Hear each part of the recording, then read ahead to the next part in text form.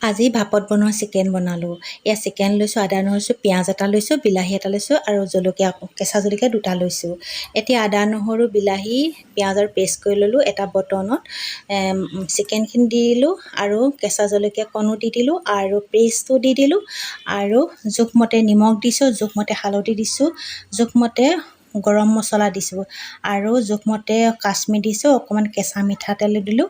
এতিয়া ধুনীয়াকৈ সানি ল'লোঁ। তাৰপিছত তেজপাত অকণমান দি দিছোঁ। এতিয়া ধুনীয়াকৈ ঢাকি 15 মিনিটমান ৰাখি দিম। তাৰপিছতে চচটোত অলপ পানী দি দিছোঁ আৰু ষ্টেণ্ডডাল বহাই দিছোঁ আৰু বটনটো বহুৱাই ঢাকনিখন মাৰি এটা হেঁচা দি দিলোঁ। এতিয়া 40 মিনিট ৰাখি দিম। 40 মিনিটৰ পিছতে এয়া হৈ গৈছে।